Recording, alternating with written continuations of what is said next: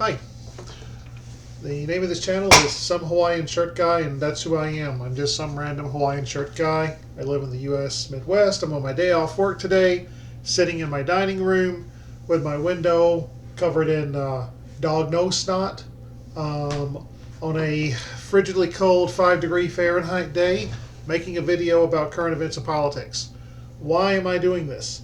I'm doing this for a simple reason, and that is that I think politics has gone crazy since 2018, and I mean seriously crazy. And I don't just mean the right or the left, I mean all across the spectrum. And I first started thinking something had changed about 2020 when I started seeing in all of the, and I'm going to admit I follow a lot of progressive groups and progressive pages on social media and whatnot, and all of a sudden it seemed like the narrative was changing. All of a sudden, I wasn't reading things anymore about how a colorblind society was our goal. It wasn't anymore. Everything was being reframed in terms of oppression and oppressors. Same thing with gender issues. All of a sudden, with everything that's going on in the world, we were stuck arguing over who gets to use which bathroom. And to me, the whole idea was just ridiculous from both sides. And the reason I feel that way is, like, when I go into Target and I see somebody walking in the women's room, I don't do a genital check. I'm pretty sure that's illegal, and I would probably end up in jail for that.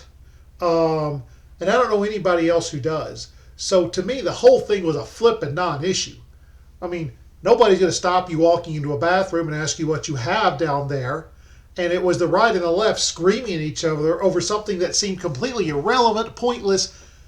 And at the same time, while this is happening, we have trade wars with China going on. We have Trump, who is a literal fascist, who quotes Mussolini in the White House, who is, constantly giving these literal, actual dog whistles out to, his far-right supporters, calling Maxine Waters a low IQ individual or whatnot. And then the left is out here. They're not in the voting booths. They're not working to fix problems. What are they doing? They're sitting here writing books about oppressors and oppression that literally read like religious texts. They're over here arguing about how many genders there are. They're out in the Dakotas protesting the pipeline, whatever. That's good. Maybe it was a good idea, maybe it was a bad idea, but they weren't voting. They weren't worried about the guy in the White House. They weren't worried about how to make life better for your average American. And yeah, that sounds U.S.-centric, but you got to understand, I'm making these videos in anticipation of the 2022 and 24 election, so it's going to be a U.S.-centric channel.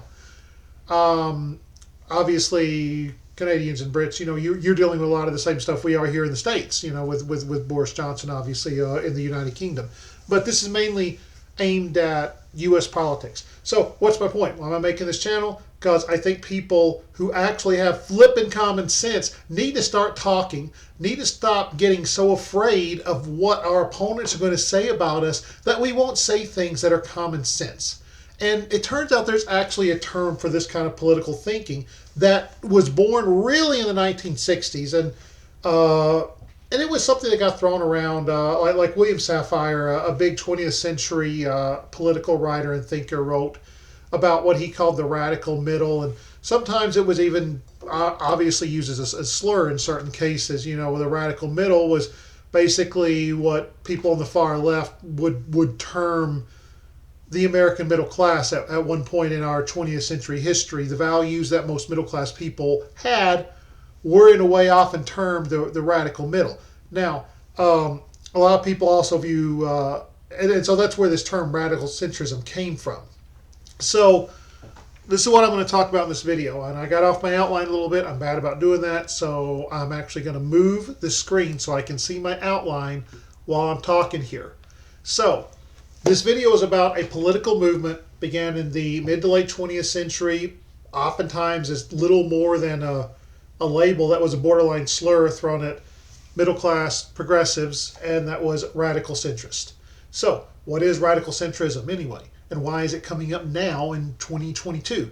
Well, radical centrism kind of died. Then Ross Perot started yapping about it back in the early 90s. And most radical centrist thinkers didn't really even like Perot that much. And then it kind of died again. And that Andrew Yang, in 2018 brought radical centrism as a thought. In 2016, he was already talking about it, brought it back to the forefront to describe his movement.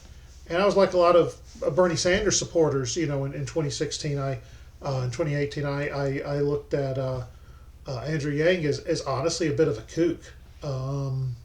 But now that we look back on what has happened since COVID, started in 2019, 2020, he wasn't a kook. I mean, his view was different than anything we were hearing, and to us, that sounded kooky. But look at where we're at now, on the right and the left. And I'm about to explain to you why not only is it not kooky, but it's the time for this kind of thinking to really come into the political spectrum in the U.S., especially because we have two elections coming up, but also obviously in Canada and the U.K. and the rest of Western Europe, where you have many of the exact same social trends which are going on right now. What is radical centrism? Radical centrism is a desire to throw away what feels good, what sounds good, what maybe makes you, morally feel better about yourself, in favor of what works. Okay? Bernie Sanders is often thought of as a very progressive figure, but one way that he really made it in politics on the local level and the state level before he even entered national politics was that, yes, he was a socialist, but he was also very pragmatic. And when he was mayor of Burlington, Vermont, he didn't care if what the idea you gave him came from the left, came from the right, came from the center, came out of your ass. He didn't care. What he cared about was, does this work? Does this improve Burlington, Vermont, the city he was working in at that time? And is it best for the people? That's what radical centrism is. It doesn't matter if it's an idea from the left, an idea from the right, an idea from a communist, a socialist, whoever. Does it work? And if it works, let's use it and let's figure out how to make it work for us. So, isn't radical centrist just another term for Hillary and Biden voters? People who don't like AOC or Trump. Most centrists don't like AOC or Trump, but most of us aren't exactly, well, at least the people I've talked to aren't exactly thrilled with Biden or Hillary either. Hillary and Biden are definitely centrist. I mean, even the right admits it these days, when you look at AOC and some of those, that Hillary and Biden, they're not that. And they are centrist, but they're centrist in a different way. Their centrism is U.S. first. I know Trump ran on the whole America first thing. He was blowing smoke up your ass. Like Hillary and Biden, they're definitely traditional Cold War values of U.S. first. They respond to U.S. enemies such as Russia and China in very predictable ways. They're still okay with using the U.S. military overseas in a very big way that very few people in American politics are comfortable with anymore in 2022 after, obviously the Gulf War, and then the second Iraq War, and then the invasion of Afghanistan and Libya and everything else. We're a little tired of that, but they're still there. So I think if you ask Biden and Hillary if they were a radical centrist, they would probably laugh and say, I'm not one of those crazy gang people or something like that. So, which of course brings us to, well, why am I calling myself a radical centrist, and how do you become a radical centrist? Well, you become one by being, in my experience anyway, and in the experience of a lot of other people like Bill Maher, John McWhorter, just to name a couple, you become a radical centrist by essentially being a progressive and then suddenly finding out that post-2018, you're not progressive enough. And then you get told you have, quote, dad centrist energy. Well, whatever.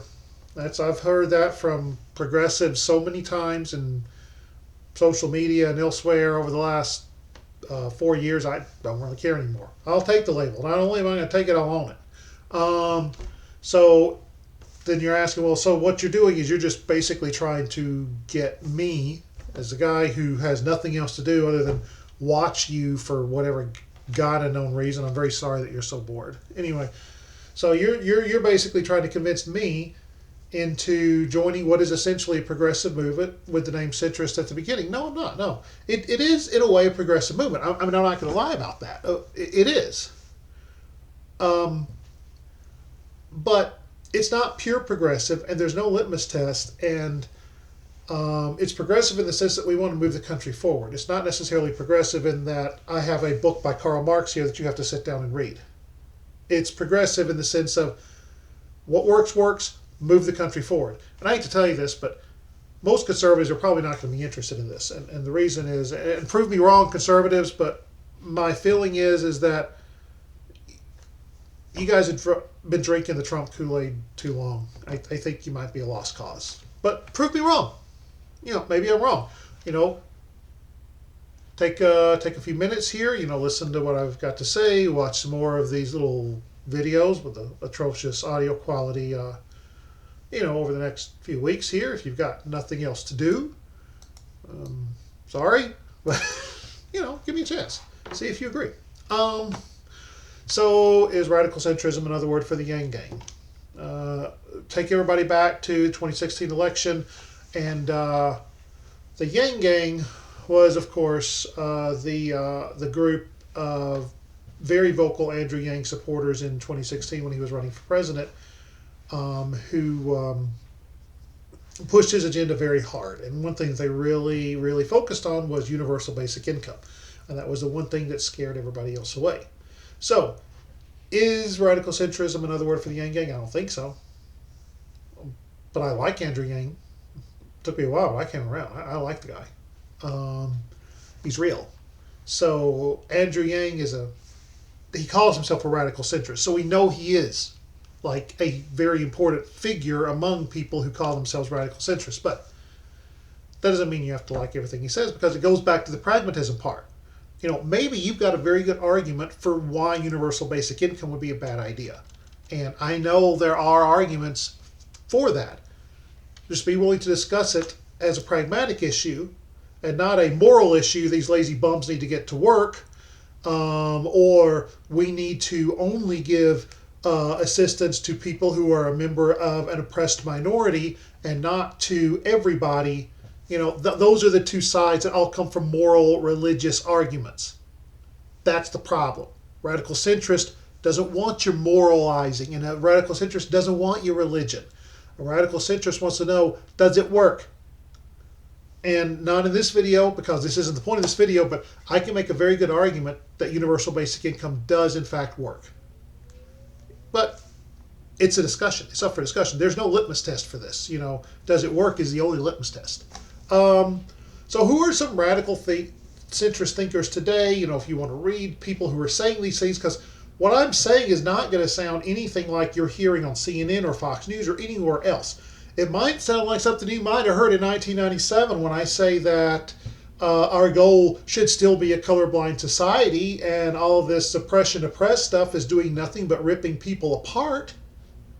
But you're not going to hear that from Fox News, and you're also not going to hear that from CNN. And that's the whole point. And so who are some people who are actually saying things like this? No lie, you're tired of hearing it, I'm still going to say it. That book I read by John McWhorter earlier in the week kind of set me on fire a little bit, because that is basically outlines radical centrist thought on the race issue. But, it's not radical centrism. It's not a racially motivated political movement, obviously. So that's just a tiny part of it. There's also, of course, universal basic income. There's looking for common sense forms of immigration reform that are both, kind to the immigrants themselves, but also preserve what we need to preserve in terms of national security and things like that. Law enforcement, war on drug reform, which, let me remind you of something. Ta-Nehisi Coates writes books. He writes best-selling books. What's he actually done for people on the ground? Because the best thing, according to John McWhorter, you could do right now for the African American community in the United States is to end the war on drugs. Okay? That's radical centrism. But anyway, back to my outline. Who are some radical centrist thinkers that you might want to read? Obviously, Ta-Nehisi Coates is not one of them. I respect him and I respect his work, but we're miles apart. It would be John McWhorter. It would be the various anti-theist, atheist thinkers who were basically kicked out of progressivism over the last few years for saying things, very literal, accurate things about the Islamic faith, who were kicked out for being and called bigots. But they're still progressive in every other way. It would be obviously Andrew Yang would be a perfect example of somebody who has lots of thoughts in this movement. There was a book in 1995, Road to Generational Equality by Tim Penny, Richard Lamb, and Paul Tsongas. I've not read it, but I definitely remember Paul Tsongas with being definitely in politics in the 90s, and he would be an example of, without a doubt, a radical centrist thinker. You got The Liberal Moment by Nick Clegg in 2009. Depolarizing the American Mind by Steve McIntosh and Carter Phillips in 2014. Unfortunately, Justin Trudeau is often considered to be a radical centrist thinker in Canada, but let's be clear, most radical centrists take a very neutral view on issues of race and oppression. That's going to sound not neutral. No, it's bad. That's not neutral, okay? Let me rephrase that. We take a pragmatic view of making the world a better place for all people now, and that includes African Americans especially, but we usually view it more in terms of wealth and poverty than in the color of your skin. So, Justin Trudeau's facing a very bad situation in Canada right now, coming to terms with oppression against the natives there, and things are pretty heated and polarized right now. So, and also Justin Trudeau's not really been the politician that a lot of Canadians thought he was going to be, particularly on the left and in the center. But he still somehow gets grouped in together with this group, although I'm not a big Trudeau follower myself. Emmanuel Macron in France is oftentimes considered to be a radical centrist, and of course Andrew Yang, importantly, a radical centrist and a major thinker in this area here in the States. So, moving on then, do you have to support everything that I say, or Andrew Yang says, or God forbid Justin Trudeau says to call yourself a radical centrist? No, you just have to look for pragmatism over politics. That's all it is. So you started all this. I did. I started all this by yapping about transgender, sports, and race issues. Does that mean radical centrism is bigoted? No, it means it's realistic. Okay. And so, what did I say that was so controversial about transgender in sports? And this is, to me, a very centrist position. My position is very simple. Mammals all exhibit sexual dimorphism between the male and female forms of the species. That is no different. I'm not going to get off too far off script here because I haven't done enough research, but we know this is the case. This is something that I'm not going to even attempt to prove to you because it is to the point of being self-evident. I mean, it would be as easy to prove by simply looking up age, sex, and height charts or something. It's obvious. And it's also been something that was literally a scientific consensus and still is among scientists, a absolute consensus, okay, that human beings, like most other mammals, exhibit the same sexual dimorphism, and the sexual dimorphism follows your birth sex, not your whatever gender you identify with. If you want to identify with a gender that's different from your birth sex, then it's a free country. You're fine to. I don't have a problem with that. So, human females are going to, on average, and again, this is average, have lower muscle mass and be smaller than males on average. Does that mean women are weaker or lesser in any way? No, it does not. Absolutely not. But it is a simple fact. And I cannot be part of a movement that asks people to ignore simple reality. See, that's what religion does. And this is politics. This is not religion. So, I am stating as a fact that human sexual dimorphism is a thing.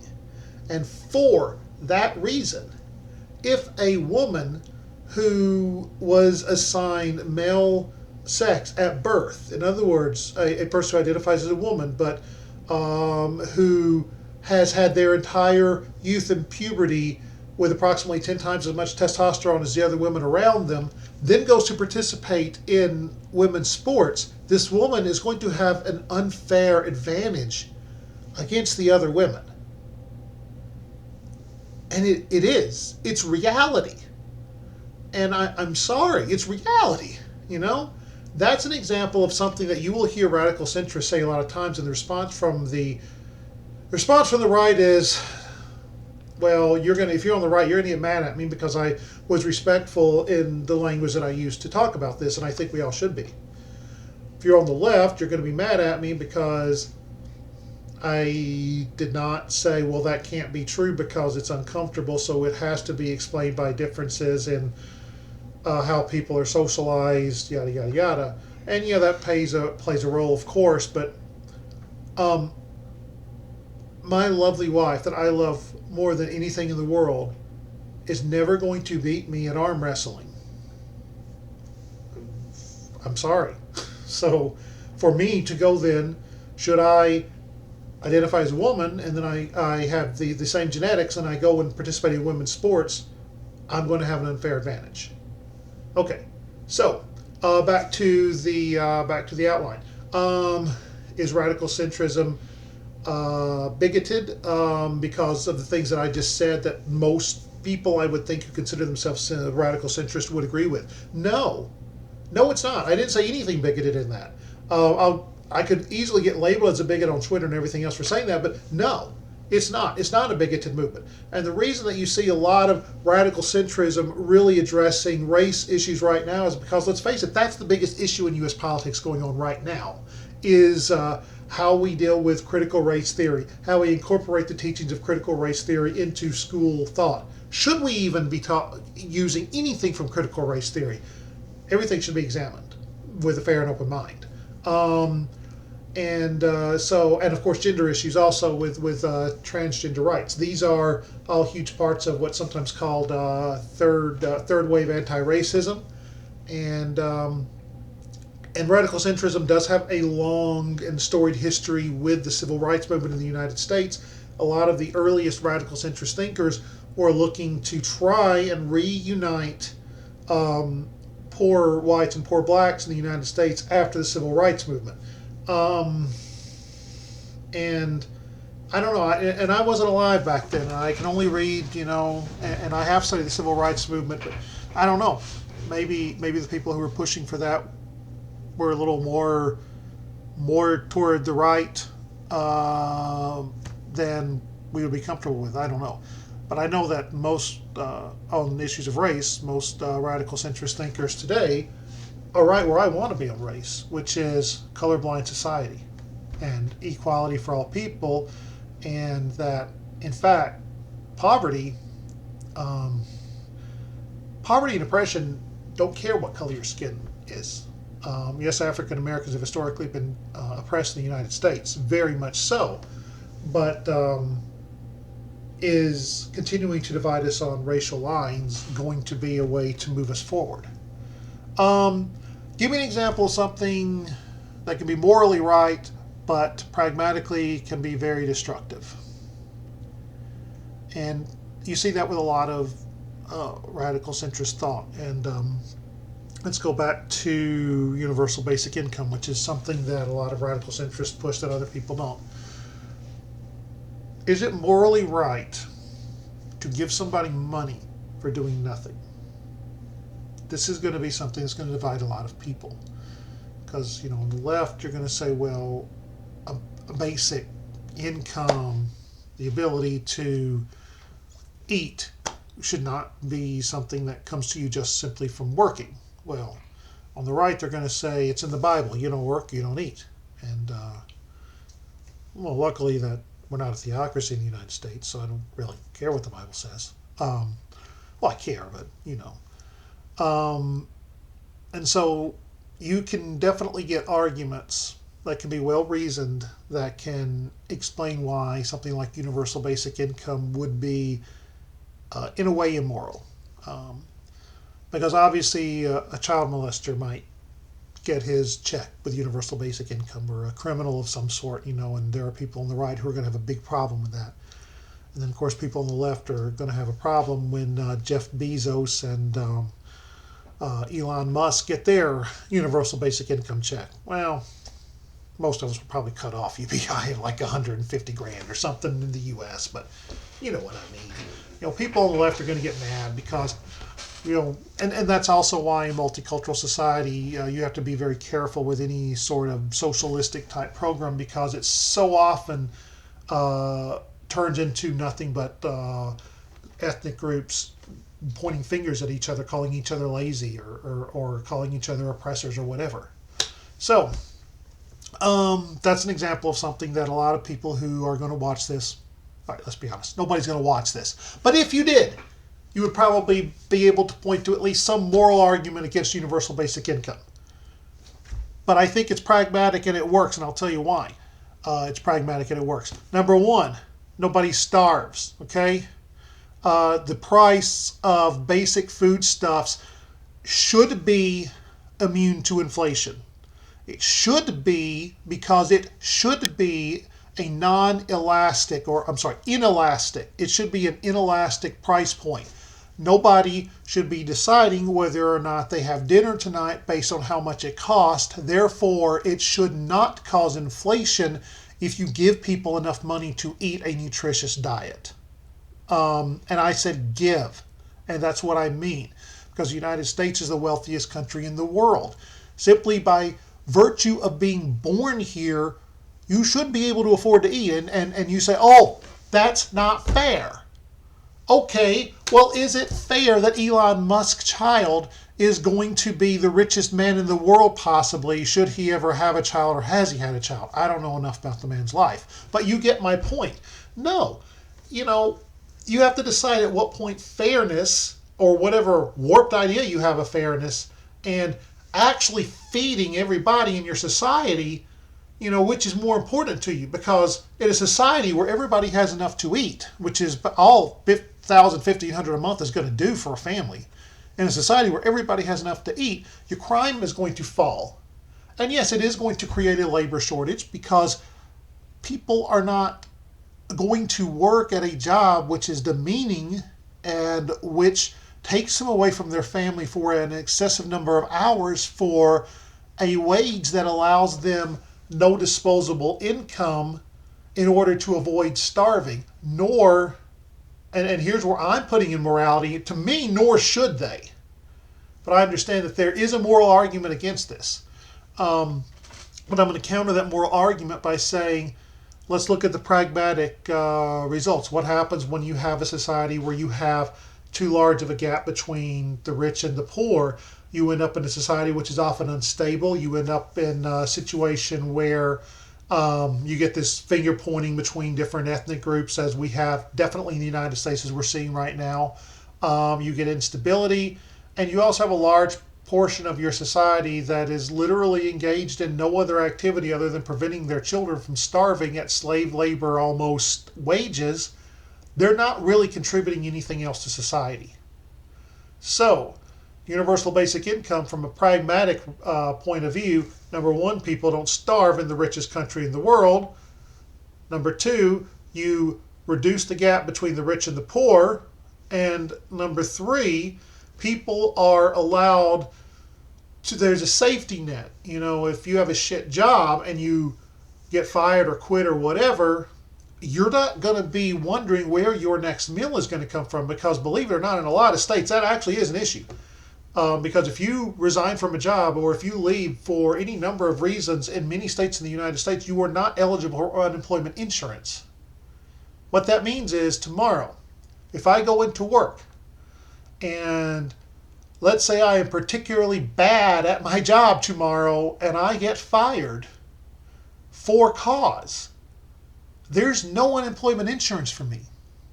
So there's millions of Americans. State laws vary on unemployment throughout the United States. There's millions of Americans in that boat.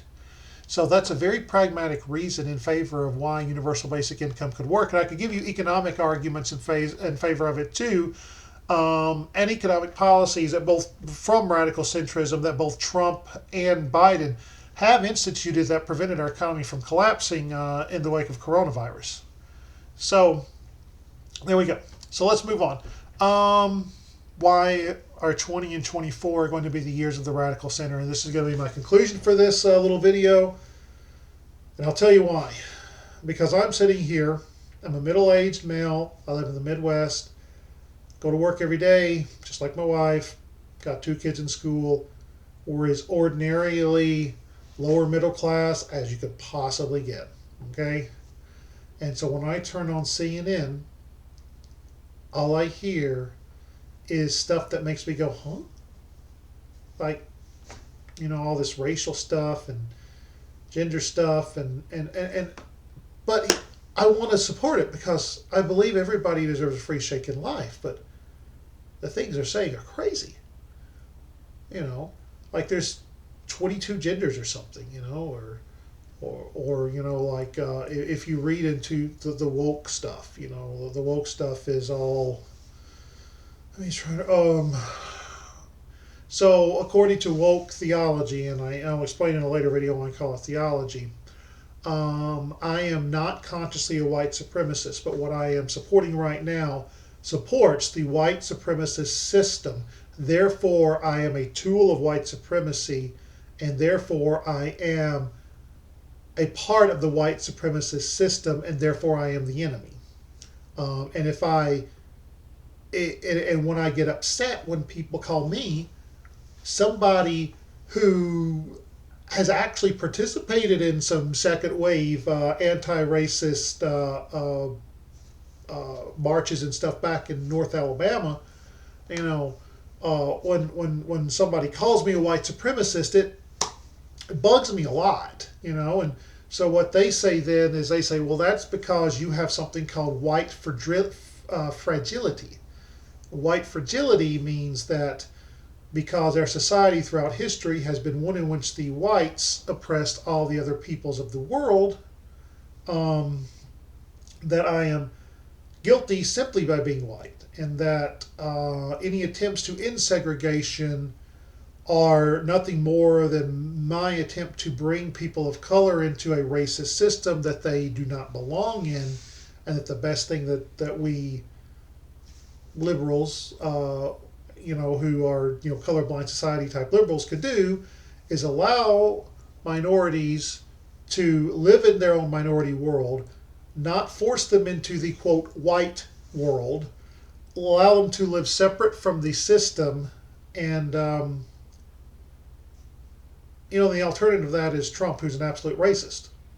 I mean, he's a racist. He's a literal racist. I mean, he, in his speech about Maxine Waters, he referred to her as a, quote, low IQ individual. Why do you call a person of color a low IQ individual unless you are involved in a certain type of scientific racism called race realism, in which the proponents of race realism try to explain the income disparity between European countries and East Asian countries and the rest of the world, Africa, Latin America, your quote brown countries, as a result of I lost my train of thought. Okay, video over. That's what I'm talking about.